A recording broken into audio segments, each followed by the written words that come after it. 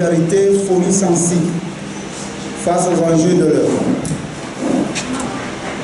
Mesdames, Messieurs, cadres du parti,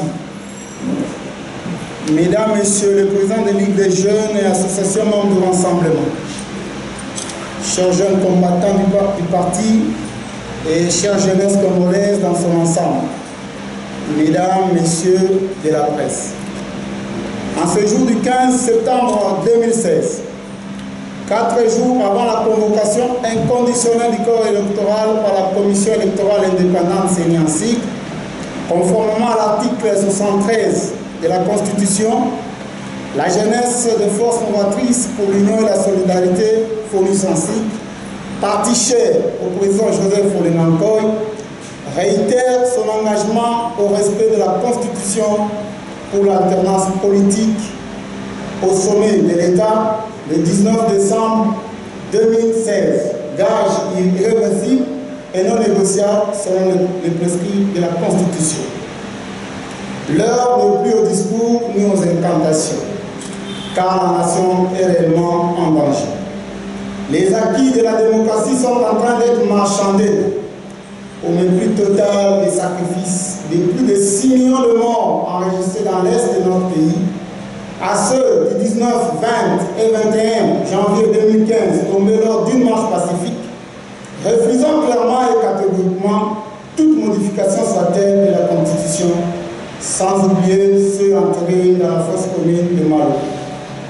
Voilà pourquoi nous, jeunesse de FONUS, faisons nôtre les actions de rassemblement des forces politiques et sociales acquises au changement sous la conduite du président élu, Dr Étienne Tshisekedi, à qui nous disons merci pour son combat et son dévouement, toujours manifesté pour la défense de la patrie et l'avènement de l'état de droit, tant voulu et recherché par notre peuple. Ignorons totalement le théâtre politique de mauvais goût qui se joue au camp militaire Tchatchi, avec les acteurs opportunistes en mal de positionnement et avides de pouvoir qui veulent cracher sous la Constitution du 18 février 2006, votée massivement par notre peuple.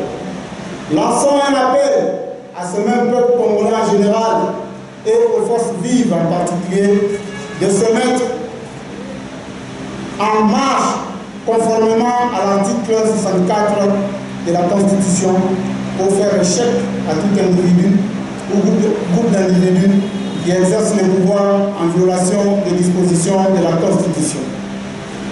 Rappelons à tout notre peuple que ce qui se passe au camp Tchatchi constitue ni plus ni moins la provocation, si pas le mépris d'un peuple soucieux de protéger sa jeunesse, sa jeune démocratie pour l'alternance politique.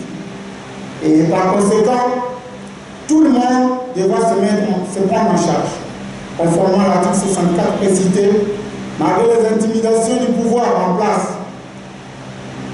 faites par des violations des articles 12, 16, 17, 22, 23, 26, 28 de notre Constitution. La trahison de tout un peuple cogité au camp Tchatchi nous amène à inviter les Congolais et les Congolaises à participer massivement aux actions programmées par le rassemblement pour le respect strict de la Constitution.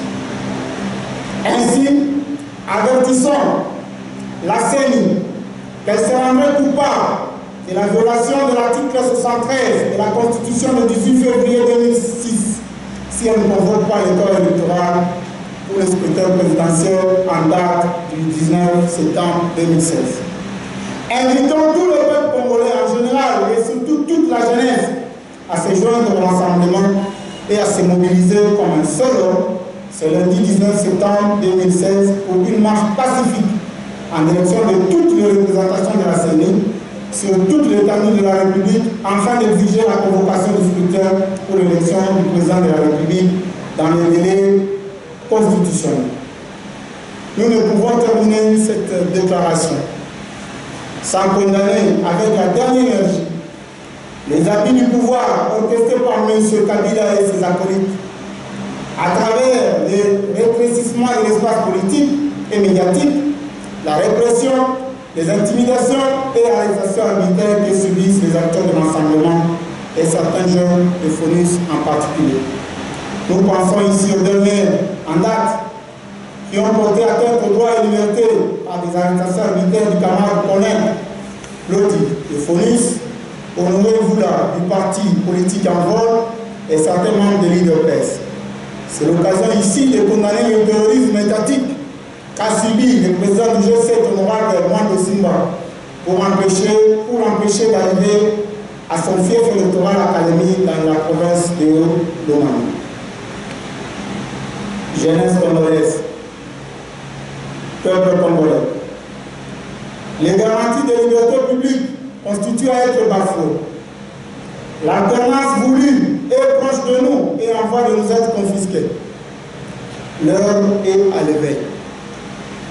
Chassons la peur, payons le prix une fois pour toutes, afin de justifier nos morts précités. Et serons en lettres d'or comme une jeunesse alternance. Dialogue ou pas dialogue, élection ou pas, l'alternance politique s'impose et s'imposera le 20 décembre 2016. Et par conséquent, prenons-nous en charge. Vive la République démocratique du Congo, vive la jeunesse congolaise, vive l'alternance politique